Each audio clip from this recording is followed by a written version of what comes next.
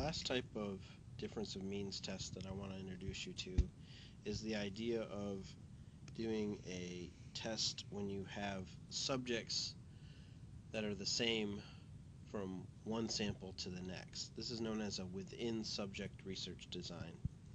So we have the same individuals, the same people, and the most common is a pre-test, post-test design. So if we have three people, we have Abby,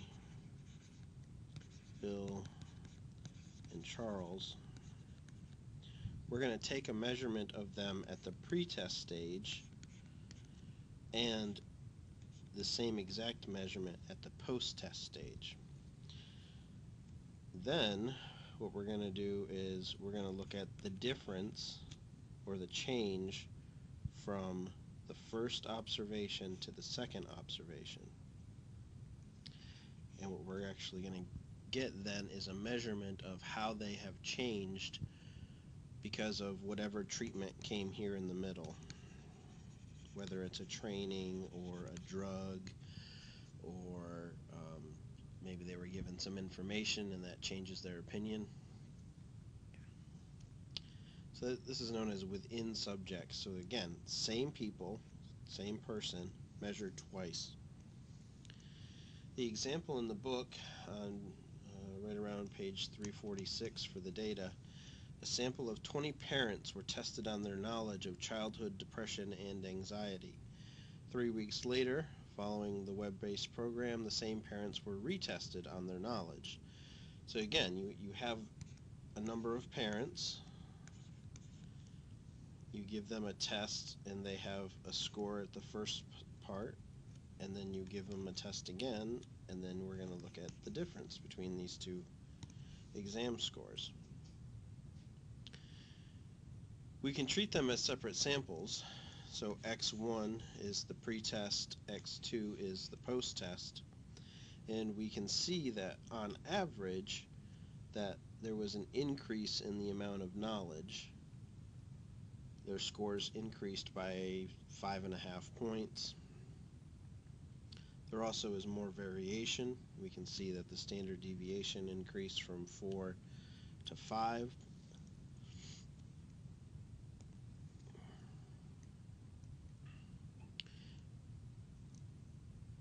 Because we're using the same people, we have to understand that these two samples are not random.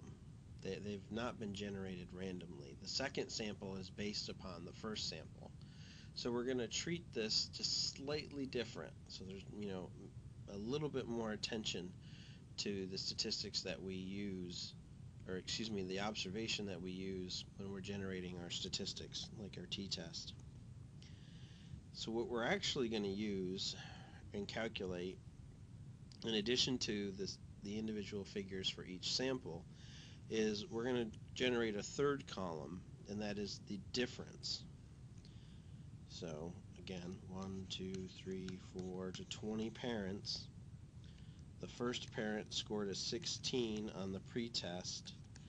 On the post-test, they scored a 24. The difference is 8.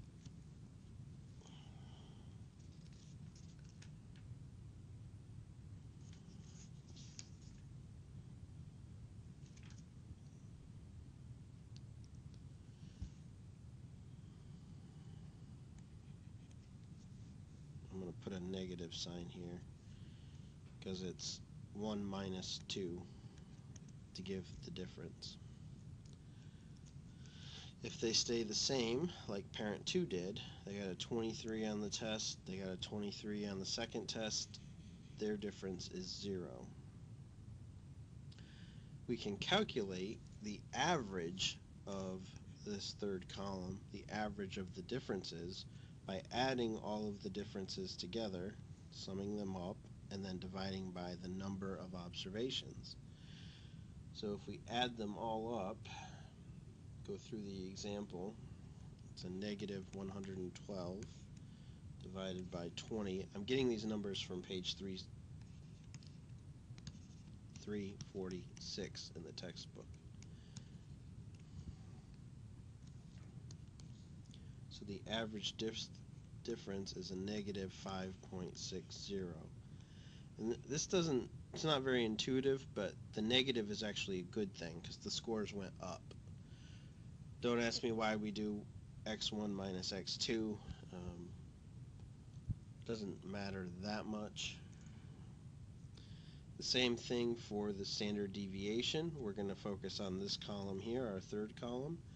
It's the sum of the differences for the individual difference from the average difference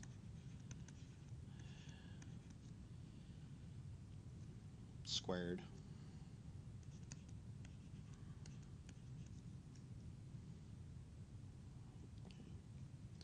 divided by the number of differences minus 1. So this looks very similar to the standard deviation equation that we studied in chapter 4 when we were first introduced to this. Our null and alternative hypotheses, again, we're using a population because that's what we're inferring from our sample, that the average difference should be equal to 0. That means that there's no relationship between the training and the test scores.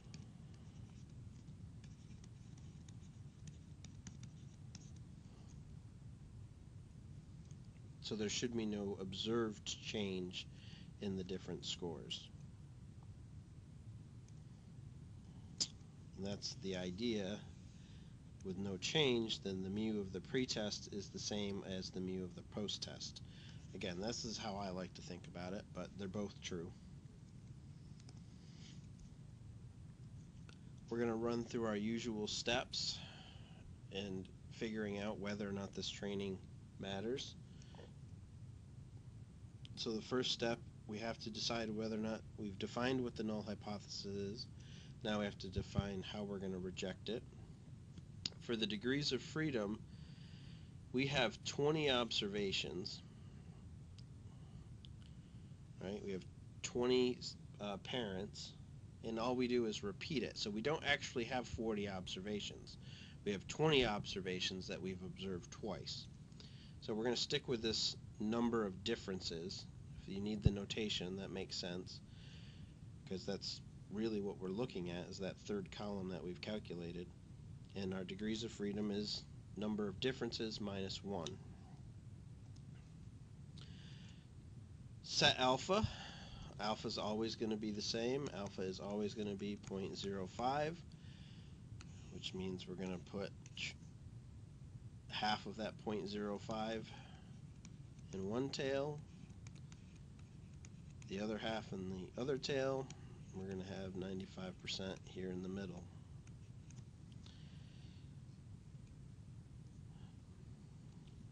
We have 19 degrees of freedom, a two-tailed alpha.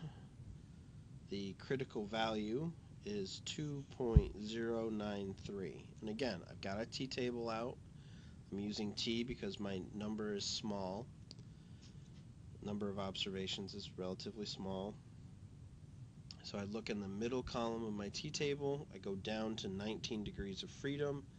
I see that the critical value is 2.093, and that's going to be where I'm going to reject the null hypothesis. To calculate t, the equation is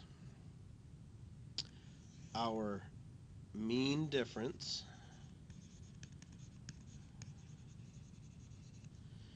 minus mu of the differences. Now we've already made an assumption about this, right? This is going to be 0 divided by the standard error of the differences.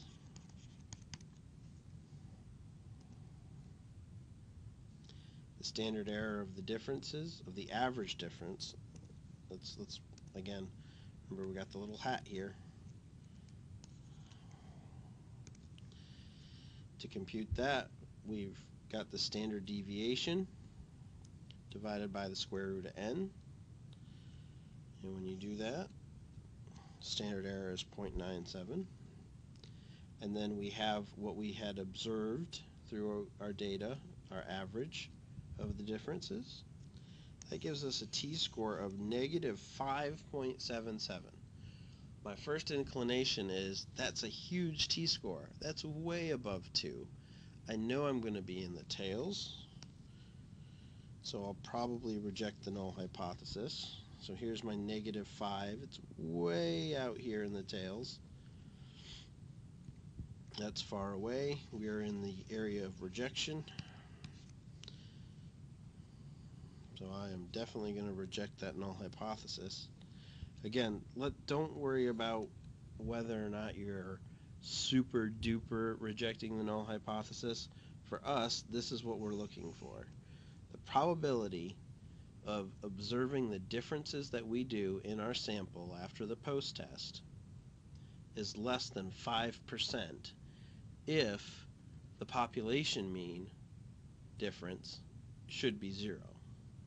So it's really rare for us to observe what we have if there is no relationship between the training and the test scores.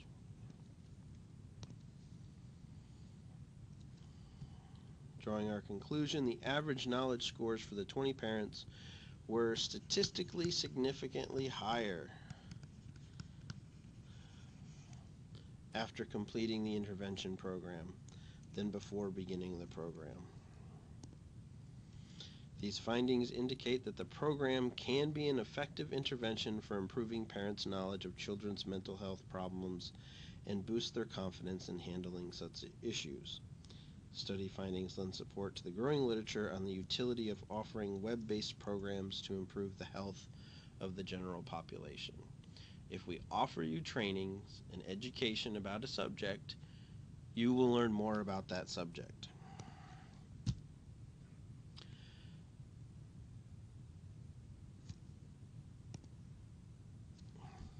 All right, that's that example.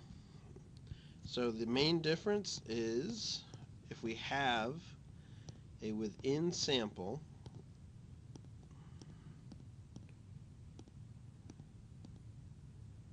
right? If we have a design that's within subjects, the idea of pre-test, post-test, after a treatment, that what we need to do is we need to have a calculation of the difference from one sample to the next. So x1 minus x2 equals x sub d. That's our difference. And that's how you do a pre-test, post-test design. Math's not too much different.